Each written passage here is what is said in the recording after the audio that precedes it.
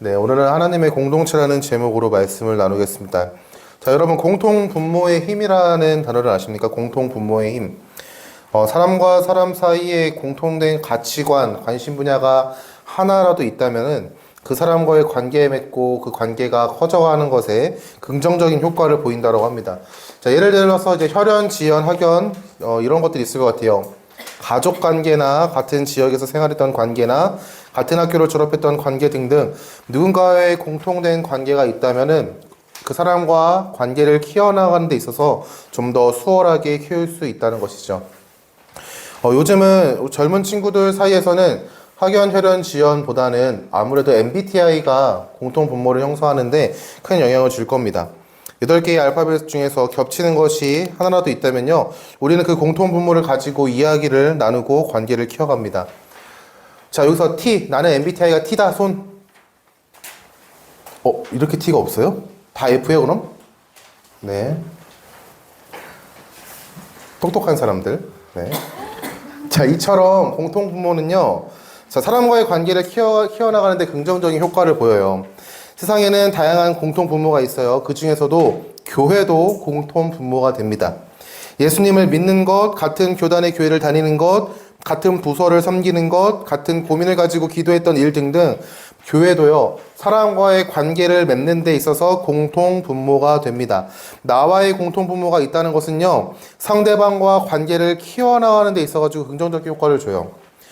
그런데 교회는요, 조금 특별한 공통 분모가 됩니다. 교회는 단순히 사람과의 관계를 맺는 것에 있어서 수단으로만 공통 분모의 역할을 하는 것이 아니라 그것을 넘어가지고 그 고백은요, 바로 믿음의 고백이 된다는 거예요. 교회, 예수님을 믿는다는 것은요, 우리의 믿음의 고백을 드러내는 것이고요. 그 믿음의 고백은요, 하나님을 아버지라고 고백하는 영적인 가족 공동체를 이루는 고백입니다. 단순히 나의 유익을 위한 수단으로서의 공통 분모를 넘어가지고요, 성도는 하나님을 아버지라고 고백하는 영적 가족 공동체가 됩니다. 그러하게 우리는 그 공동체 안에서 공통된 기준, 성경의 말씀을 가지고 살아가는 것이죠. 그러하게 우리의 신앙의 고백은요, 매우 중요해요. 내가 어떠한 존재인지, 내가 무엇을 믿는지, 내가 무엇을 믿고 어떠한 삶을 살아가는지, 이러한 고백은요, 매우 중요합니다. 신앙 고백과 믿음의 고백이 만약에 다르다면요, 같은 하나님의 영적 가족 공동체의 일원이 아니다라고 우리는 고백할 수 있습니다. 자, 오늘은요, 한 사람이 하나님의 가족 공동체의 일원이 된 사건을 기록하고 있어요. 예수님을 그리스도라고 고백하는 성도들이 모인 하나님의 가족 공동체 안에서 오늘 사울이 가족으로 받아들여지는 그 모습을 기록하고 있습니다. 사울은 하나님을 향한 열심을 가지고 사람들, 예수님을 믿는 사람들, 예수님의 이름을 부르는 사람들을요, 핍박하고 박해하고 잡아들이는 일을 했던 사람입니다. 그런데 예수님을 인격적으로 만난 후에 자신의 삶이 완전히 바뀌어 버렸어요. 오히려 핍박과 박해와 잡아들이는 일이 아니라 사람들에게, 모르는 사람들, 오해하는 사람들에게 예수가 누구인지, 예수가 하나님의 아들이다, 예수는 우리가 기다리던 메시아 그리스도다라고 고백하면서 나아갔습니다. 사울은 다메섹에 있는 회당, 유대인들이 모인 곳에서 예수님은 하나님의 아들이라고 고백했습니다. 그리고 그 고백을 듣는 사람들이 매우 놀랐고요. 그런 모습들을 보면서 더욱 그가 힘을 얻어서 예수는 그리스도입니다 라고 선포하고 증언하였어요. 이러한 바울의 모습은요, 유대인들에게는요, 충격을 넘어서 분노가 되는 모습이었습니다. 그러하게 사울을 죽이려고 했지만 그 계략을요, 미리 알았던 다메섹에 있었던 예수를 믿는 성도들이 사울을요, 구출해줘요. 죽음의 위기에서 구출된 사울은 예루살렘에 가서 그 제자들, 예루살렘에 있는 교회의 성도들과 함께 교제하기 위하여 예루살렘으로 갔습니다. 그리고 사귀고자 하였습니다.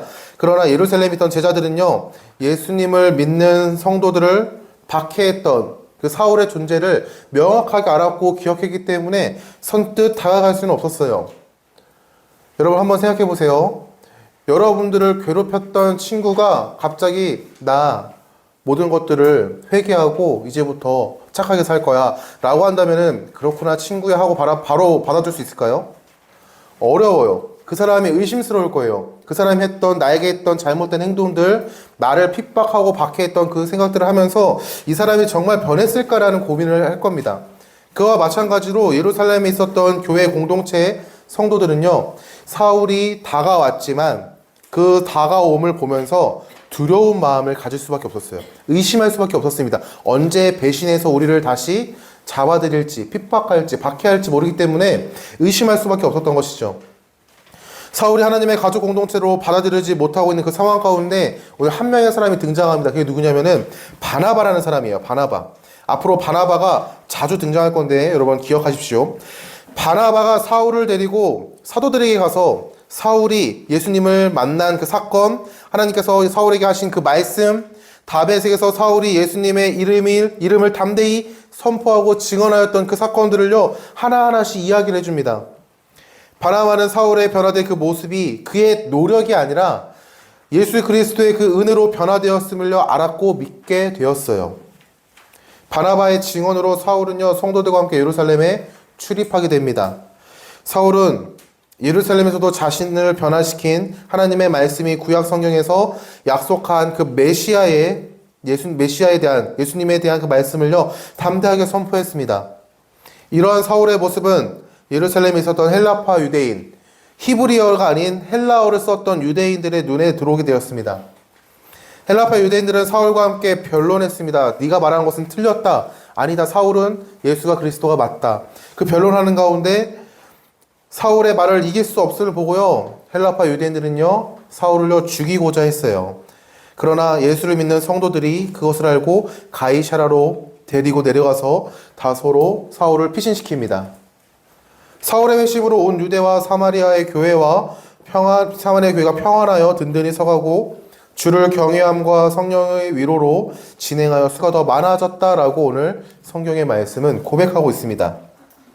자, 사울의 회심, 사울이 예수님을 그리스도라 믿게 된 것은요, 모두 은혜예요. 어디로 봐도 사울의 그 회심 가운데 사울의 공로가 없습니다. 사울이 뭐 대단한 일을 해가지고 예수는 그리스도야 라고 믿게 된 것이 아니라는 거죠. 사울은 그저 예수님을 핍박하는 존재로 살았던 그 사람이지만 이제는요, 달라졌어요. 그 은혜로 예수님을 핍박한 존재에서 예수님의 그 은혜를 전하는 전도자가 되었습니다. 자, 사울의 이러한 모습은요, 이전에 예루살렘에 있었던 그 예수님을 믿는 성도들에게는요, 의심이었다라고 말했죠. 믿을 수가 없는 사건이었어요. 그러나 사울의 변화가 자신들을 변화시킨 그 은혜라는 사실을 기억할 때, 그것을 알았을 때 바나바는요, 사울을 변론합니다. 사울의 편에 서서 이 사람은 정말 예수 그리스도의 은혜로 구원받은 성도입니다 라고 변론을 하는 겁니다. 사울은 예수 그리스도의 은혜로 구원받은 하나님께서 선택하신 백성임을 증언한 것이죠. 그러하게 사울을 하나님의 영적 가족 공동체, 교회의 일원으로 받아들일 수 있게 된 거예요. 그들이 사울을 받아들였다는 것을 확인할 수 있는 가장 큰 증거는요, 사울과 그리고 예루살렘의 교회의 그 공동체 안의 관계를 표현하는 그 표현 단어를 보면 알 수 있는데, 사도행전 9장 30절 말씀에 사울이 살해 위협을 받고 죽을 위기에 있을 때 사울을 피신시켜준 사람들을 향하여 성경은요, 형제들이라고 표현합니다.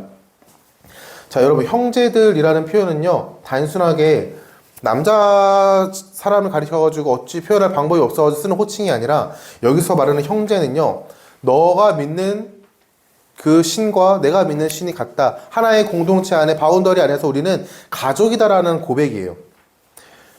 이제 사울은요, 예수님을 믿는 성도들과 가족 관계가 되었음을 우리 알 수 있습니다. 공동체의 일원으로 받아진 것이죠. 사랑하는 청소년 여러분, 우리가 현재 교회에 있는 이 모습은, 우리가 지금 이 자리 가운데 있는 모습, 여러분들 말씀 가운데 졸고 있고 피곤함 가운데 힘들어하고 있는 이 모습조차도요, 은혜라는 사실을요, 기억할 수 있길 바라요.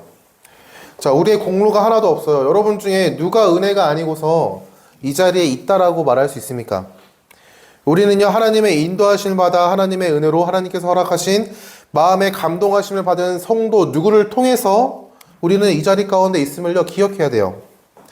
오늘 우리 인우가 데리고 온 세 친구, 두 친구 있죠? 네. 굿나잇. 자, 우리는요, 하나님의 자녀가 될 수 없는 존재예요. 우리는요, 하나님을 아버지라고 부를 수 없는 존재인데, 우리는요, 예수 그리스도의 은혜로 하나님을 아버지라고 부를 수 있는 특권을 누리는 존재가 되었습니다. 그러한 성도로 부름을 받은 거예요. 은혜로 부름받은 성도들의 모임인 하나님의 영적 가족 공동체, 이 교회는요, 하나님의 은혜 가운데 세워진 공동체입니다. 그러므로 그 은혜에 합당한 모습이 드러나야 되는 것이 당연한 거예요. 자, 먼저 은혜로 보인 하나님의 가족 공동체의 모습 가운데 어떠한 은혜가 드러나야 되냐? 첫 번째로는요, 성도의 허물을 덮어주는 은혜가 드러나야 됩니다. 자, 바나바는요, 사울의 허물을 덮어주는 사람이었어요. 사울의 과거와 사울의 잘못을요, 바나바는요, 스스로 앞서 나아가 성도들 앞에서, 예루살렘의 교회 성도들 앞에서 모두 덮어주었어요. 변론했어요. 바나바가 사울의 허물을 덮을 수 있었던 그 이유는요, 바나바가 굉장히 인격이 뛰어난 사람이기 때문은 아닙니다. 바나바는요, 자신의 죄를 덮어준 하나님의 사랑을 누린 사람이기 때문에 사울이 만난 그 예수 그리스도, 그가 고백하는 믿음의 고백을 그는 알았기 때문에 수많은 성도들 앞에서 사울은 그리스도의 은혜로 구원을 받은 성도입니다, 우리와 같은 가족입니다 라고 변론할 수 있었던 거예요. 자, 로마서 8장 1절에서 2절 말씀 이렇게 고백합니다. 그러므로 이제 그리스도 예수 안에 있는 자에게는 결코 정죄함이 없나니 이는 그리스도 예수 안에 있는 생명의 성령의 법이 죄와 사망의 법에서 너를 해방하였음이라. 자, 성도는 예수 그리스도 안에서 정죄함이 없습니다. 그 정죄함이란 우리의 연약함을 파고드는 죄의 정죄함인데, 예수 그리스도 안, 은혜 안에 있는 성도는요, 정죄함이 없음을 로마서의 말씀은요, 고백하고 있어요. 이러한 정죄함을 받지 않는 성도는요, 그와 마찬가지로 누군가를 정죄하지 않습니다. 그 이유가 뭘까요? 우리의 연약함을 품으시고 그 은혜 안에서 우리를 정죄하지 않으시는, 그 은혜 안에서 우리는 정죄함을 받지 않기 때문에 우리는요, 누구도 정죄할 수 없고 누군가를 정죄할 자격이 없어요. 정죄할 수 있다는 것은요, 판단의 주체가 된다는 것을 전제합니다. 옳고 그름 가운데 옳지 못함을 행했을 때 그것에 대해서 옳지 못했다라고 선언하는 것, 그것들을 판단하는 주체가 됨을 정죄라는 단어 가운데 쓰고 있는데, 정죄함은요, 오직 하나님께서만 하실 수 있는 주권적인 영역이에요. 그러하게 교회는요, 정죄가 아닌 사랑이 드러나야 합니다. 그 사람의 잘못된 모습들 가운데 우리는요, 사랑으로 격려하고 틀린 길을 안내해주고 옳은 길로 인도해주는 역할을 감당해야지, 너가 그렇게 잘못된 모습, 너 그러다가 지옥 가, 이런 말을 하면 안 된다는 거예요. 너 그렇게 살아서 어떻게 살래? 이런 말이 아니라 그 사람의 잘못된 삶의 모습을 보인다면은 여러분이 사랑으로 섬기고 그가 올바른 길을 갈 수 있도록 안내해줘야 된다는 겁니다. 사랑하는 성도 여러분, 자, 여러분의 삶에는요, 그러한 사랑이 흘러가고 있습니까? 지금 여러분 청소년부 안에 있는 공동체죠. 청소년부의 일원으로서 청소년부 친구들을 향한 그 마음 가운데 사랑이 흘러가고 있습니까?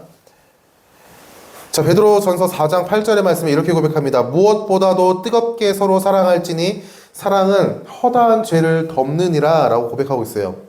예수님이 다시 오심을 기다리는 성도들에게 베드로가 선포한 말씀이에요. 무엇보다 뜨겁게 서로 사랑할지니 사랑은 허다한 죄를 덮는다 라고 이렇게 얘기하고 있어요. 허다한이라는 수식어는요, 셀 수 없이 많은 이라는 뜻이랍니다. 자, 사랑은요, 셀 수 없이 많은 그 죄들을요, 허물들을요, 그 상대방의 연약함들을요, 모두 덮는다라고 얘기하고 있어요.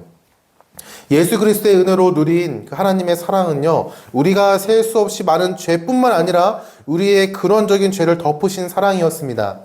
그 사랑을 은혜로 받은 성도는요, 허락하신 공동체 안에서 뜨겁게 사랑할 수 있는 거예요. 누군가의 허물을 덮은 허다한 죄를 덮을 수 있는 그 사랑을 드러낼 수 있다는 것이죠. 우리는요, 상대방의 모습을 보면요, 연약함들이 너무나 잘 보여요. 전사님도 여러분들을 바라봤을 때 전사님의 연약함이 너무나도 잘 보입니다. 그러나 그것 가운데 전사님이 행해야 하다는 당연한 일은 뭐냐? 여러분들을 사랑으로 품고 지도하고 그 안에서 여러분들이 바로 세워나갈 수 있도록 양육하는 거죠. 이거는요, 전도사라는, 교역자라는, 목회자라는 사람에게 주어진 특권이 아니라, 해야 되는 사명이 아니라 성도에게 주어진 사명입니다. 하나님께서 허락하신 그 사랑의 공동체를 이루어 나가는 것이죠. 만약에 사랑이 없다면요, 우리 교회는요, 교회라고 부르는 것이 마땅치 않을 수 있어요. 여러분들의 입술의 고백은 무엇을 고백하고 있는지, 여러분들의 마음은 무엇을 고백하고 있는지, 여러분들의 손길과 눈빛과 말 한마디가 허다한 죄를 덮는 그러한 사랑인지를 한번 여러분들이 생각해 봤으면 좋겠습니다. 그리고 만약에 그 죄를 오히려 들추는 그런 모습을 보였다라고 생각하면요, 기도하세요. 하나님께 회개하십시오. 용서를 구하세요. 하나님은요, 그런 모습들도 다 아시고 여러분들을 품으시는 분이세요. 여러분들에게 그러한 은혜가 있길 소망합니다. 자, 두 번째로는요, 은혜로 구성된 하나님의 가족 공동체는요, 사랑으로 증명한다라는 거예요. 요한복음 13장 34, 35절 말씀입니다. 새 계명을 너희에게 주노니 서로 사랑하라. 내가 너희를 사랑한 것 같이 너희도 서로 사랑하라. 너희가 서로 사랑하면 이로써 모든 사람이 너희가 내 제자인 줄 알리라. 자, 예수님께서 제자들의 발을 씻기시고 하신 말씀입니다. 서로 사랑하라. 그 사랑은요, 예수님께서 사랑하신 것 같이 서로 사랑하는 거예요. 예수님께서 행하신 그 사랑이 뭐냐? 바로 섬김의 사랑입니다. 앞서 말한 것처럼요, 성도는요, 사랑할 수 있는데 그 이유가 뭐냐? 자신의 죄를 덮으신 그 사랑을 누렸기 때문이에요. 우리의 죄를 용서하신 그 사랑으로 누군가의 허물을 덮을 수 있다면요, 우리를 섬기신 그 사랑으로 우리는요, 허락하신 공동체를요, 섬길 수 있습니다. 사울과 성도들의 관계는요, 남이 아닌 이제 가족이 되었음을 형제라는 호칭을 사용하면서 우리에게 이야기하고 있어요. 성도들은 사울이 죽음의 위기 가운데 놓일 때 그를 피신시켰습니다. 그가 하나님의 자녀이며 하나님의 가족 공동체인 성도로 받아들였기에 예루살렘에 있었던 그 성도들은요, 사울을 섬길 수 있었어요. 그의 위협 가운데 그를요, 보호할 수 있었고요, 돌볼 수 있었습니다. 하나님의 가족 공동체임을 드러내는 방법은요, 섬김의 사랑으로 드러나는 것이 마땅합니다. 아픔을 품어주는 그 모습이나 축하할 일에 진심으로 축하하는 모습, 자신의 연약함을 드러내는 모습과 더불어 누군가의 연약함을 받아들이는 그 모습, 슬픔 가운데 함께 울어주는 그 모습으로 우리는요, 우리가 누린 섬김의 사랑, 예수 그리스도의 그 사랑을요, 하나님께서 허락하신 공동체 안에서 증거할 수 있다는 것이죠. 이 사랑은 우리의 힘으로 감당할 수가 없습니다. 누군가 미워한다면요, 슬픔 가운데 함께 울어주지 못할 거예요. 왜냐하면은 오히려 그 사람이 슬픔 가운데 있는 것을 즐거워할 것입니다. 왜요? 우리 죄의 속성이 그렇거든요. 내가 기뻐하고 유익과 만족만을 추구하기 때문에. 만약에 누군가를 시기한다면요, 아픔을 품어주지 못할 것입니다. 오히려 그 아픔을요, 들출 거예요. 너 왜 이렇게 잘못하며 사냐? 라면서 아픔을 들출 겁니다. 내 힘으로 관계를 세우고자 한다면요, 어느 순간 적정선을 긋고요, 자, 여기서부터 넘어오면 안 돼 라고 이야기하면서 그 사람을 용납하지 않을 거예요. 그러나 우리의 아픔을 공감하시고 슬픔 가운데 함께 하셨고 축하할 일에 진심으로 축하하시며 연약함을 드러내고 품을 수 있는 것은요, 우리가 그 사랑을요, 먼저 누린 존재이기 때문에 우리는 가능합니다. 예수 그리스도께서 자신의 높음을요, 내려놓고 제자들의 발을 씻기신 그 사랑, 아픔 가운데 있는 자들의 마음을 품으신 그 사랑, 슬퍼하는 자들과 함께 슬퍼하고 그들에게 기쁨을 허락하신 그 사랑, 축하하는 일에 진심으로 축하하고 기뻐하신 그 모습을 우리는요, 성경을 통해서 많은 사례들을 통해서 알기 때문에 그러한 것을 아는 것을 넘어서 그 사랑을 우리는요, 누린 존재, 누린 성도이기 때문에 우리는요, 그 사랑을 증거하며 살아갈 수 있다는 것이죠. 자, 여러분은 예수님께서 보이신 그 사랑을 보이며 살아가는 성도입니까? 여러분들은 누군가를 섬기며 살아가는 성도입니까? 누군가의 아픔 가운데 함께 눈물을 흘려주며 누군가 축하받을 일, 기쁜 일에 진심의 마음을 담아서 축하해주고 그 사람이 한없이 나에게 다가오는 그 발걸음 가운데 그 사람을 품을 수 있는 마음을 가진 여러분들은 그러한 성도입니까? 샬롬이 그런 성도니? 그렇죠. 고마워요. 여러분들이 그러한 성도가 될 수 있길 바라요. 지금 당장은요, 그러한 성도가 될 수 없어요. 사람이 정말 갑자기 한순간에 변한다고 할지라도 내 안에 역사하시는 그 은혜가 없으면요, 언젠가 또 옛 자아로 돌아갑니다. 옛날의 나의 모습으로 돌아가요. 그렇기 때문에 여러분들에게 한없이 부어지는 그 충만한 은혜가 있길 소망합니다. 그 상대방의 연약함을 가지고 다가왔을 때 부담스러워, 여기까지 라고 선을 긋는 것이 아니라 그 선을 넘어서 그 사람에게 먼저 다가갈 수 있는 여러분이 될 수 있기를 간절히 축원합니다. 자, 마지막으로 은혜로 모인 하나님의 공동체는요, 성령의 열매를 맺기에 힘쓴다는 것을 여러분 기억할 수 있길 바라요. 자, 성령의 열매가 무엇입니까? 갈라디아서 5장 22절 23절 말씀에 성령의 열매에 대해서 이렇게 고백합니다. 자, 성령의 열매는 사랑과 희락과 화평과 오래 참음과 자비와 양성과 충성과 온유와 절제니 이 같은 것을 금지할 법이 없느니라. 자, 우리의 죄를 용서하신 사랑과 낮은 자리에서 섬기신 그 사랑을 아는 공동체는요, 성령의 열매를 맺으며 열매 맺기를 힘쓴다는 겁니다. 열매 맺기를 힘쓴다는 것은 가족 공동체로 부르신 그 은혜를 기억하면서 그 은혜를 힘입어 살아감을 의미하는 거예요. 그 모습 가운데 성령의 열매를 맺는 것이죠. 오늘 죽음의 위기를 형제들의 도움으로 피신하게 됨을 기록하면서 31절에 이렇게 고백해요. 사도행전 9장 31절, 그리하여 온 유대와 갈릴리와 사마리아 교회가 평안하여 든든히 서가고 주를 경외함과 성령의 위로로 진행하여 수가 더 많아지니라. 자, 사울을 하나님께서 성도로 부르셨습니다.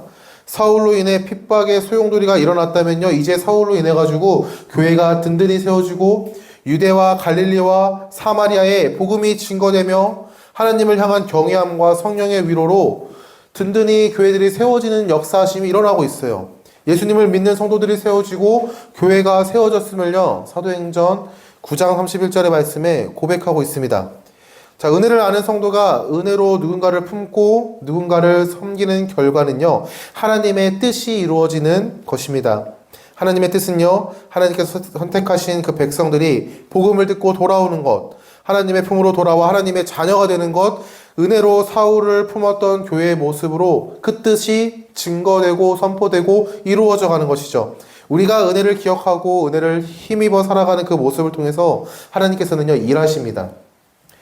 그리고 그 하나님의 뜻을 이루어 가시고요, 그리고 성령의 열매를 맺어 가시는 것이죠. 성령의 열매는요, 사랑과 희락과 화평과 오래 참음과 자비와 양선과 충성과 온유와 절제의 모습입니다. 우리가 그 은혜를 기억하며 살아가는 그 모습이 성령의 9가지의 열매의 모습으로 드러난다는 거예요. 우리 청소년부 공동체에 성령의 열매가 맺어지기를 소망합니다. 내가 할 수 없음을 하나님께 고백하고 은혜를 구하실 수 있길 소망해요. 내가 할 수 있다라고 생각하고 내가 하는 순간 여러분 정말 재밌는 일이 일어나는데 내가 할 수 있었던 그 능력치 이상의 고난이 찾아와요. 아이러니하죠. 내가 할 수 없으면 하나님께서 깨닫게 하시고자 이러한 상황들을 마주하게 하시는 건지, 아니면 나의 교만함이 하나님을 등지고 했던 그 행동들 가운데 내가 그것을 할 수 없으면 마주하게 되는 현실을 바라보게 하는 건지 정확하게 무엇인지라고 이야기할 수 없지만, 한 가지 확실한 것은요, 내 힘으로 하고자 할 때 언젠간 멈추게 됩니다. 그 멈춤은요, 내 의지가 아니에요. 내가 할 수 없기 때문에 멈추는 거예요. 그러나 은혜를 구할 때 그 멈추었던 걸음을요, 한 발 한 발 더 내딛을 수 있어요. 여러분들이 어떠한 존재인지, 여러분들은 예수 그리스도의 은혜로 구원을 받은 성도라는 사실을 기억할 수 있길 바랍니다. 그리고 은혜를 간구할 수 있길 바라요. 자, 말씀을 맺겠습니다. 하나님의 가족 공동체인 교회는요, 사랑의 공동체입니다. 사랑의 공동체.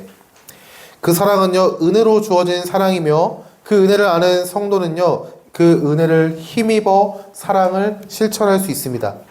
하나님의 뜻을 이루는 공동체의 모습을 드러낼 수 있는 것이죠. 사랑하는 청소년 여러분, 우리가 사랑의 공동체가 되기를요, 간절히 소망합니다. 사람이 모인 공동체, 사람이 모인 이 장소이기 때문에 미워하고 시기하고 때로는요, 마주하기 싫을 만큼이나 그 사람을 향한 질투가 일어날 수 있어요. 괜찮아요. 증오의 관계 일어나는 건 당연해요. 전사님도 가끔씩 여러분들에게 미워하는 마음이 생겨요. 그렇게 전사님이 일주일 전부터 찬양 콘티 올려주고 들어와라 했는데 듣지 않는 우리 찬양팀을 보면서 왜 그러지? 부들부들. 그렇게 전사님이 네. 그러나 전사님의 항상 기억하는 게 뭐냐면은 나도 그랬지. 그래, 아이들 나보다 더 바쁘지. 이러면서 여러분들을 이해해 보려고 해요. 그리고 전도사님 안에 있는 그 미움이라는 감정을요, 하나님께 기도함으로써 간구합니다. 주님, 내 안에 이렇게 미워하는 마음, 나조차도 컨트롤할 수 없는, 통제할 수 없는 이 미워하는 마음 일어나고 있습니다. 하나님, 아이들을 바라볼 때면 사랑하는 마음이 일어날 수 있게 해주세요라고 기도해요. 그 가운데 여러분들의 전사님의 기준에 맞지 않는, 기준에 합당하지 못하는 그 모난 모습을 봐도요, 그저 이쁘게 볼 수 있는 거예요. 그게 내 힘으로 사랑하는 게 아닙니다. 그게 하나님께 은혜를 간구하고 마음의 변화를 간구하고 하나님의 도우심을 간구하는 자가 하나님께서 허락하신 그 사랑을 실천하는 모습인 것이죠. 여러분들이 이러한 모습이 우리 공동체 안에서 드러날 수 있길 바라요. 미워하는 거, 싫어하는 거, 시기하는 거, 때로는 섭섭한 마음이요, 당연한 거예요. 교회는요, 완벽한 사람들이 모인 공동체가 아닙니다. 교회는요, 예수 그리스도가 아니면 아무것도 할 수 없습니다라고 고백하는 연약한 자들의 공동체예요. 여러분들 착각하지 마세요. 여러분들은요, 진짜, 이렇게 말하면 좀 그렇지. 여러분, 우리는요, 연약한 존재예요. 우리는 진짜 부족한 존재고요. 우리는요, 그 부족함과 연약함을요, 내 능력으로 메꾸지 않습니다. 오직 예수 그리스도의 그 은혜를 가지고, 은혜를 힘입어, 은혜를 간구함으로 그 부족함과 연약함을 메꾸어 나아가는 존재입니다. 그 가운데 우리가 하나하나 한 걸음 한 걸음 조금씩 예수님을 닮아가는 거고요. 여러분들이 그 은혜를 간구할 수 있길 바랍니다. 죄에서 구원하신 그 은혜만을 바라보고 기대하고 소망하는 것이 아니라 나의 삶을 이끌어 가시는 그 은혜를 기대하고 소망하며 간구할 수 있길 바랍니다. 그러면 여러분에게 한없이 차고 넘치게 가득가득 부어주실 거예요. 그러한 입술의 고백이 될 수 있기를 예수님의 이름으로 축원합니다.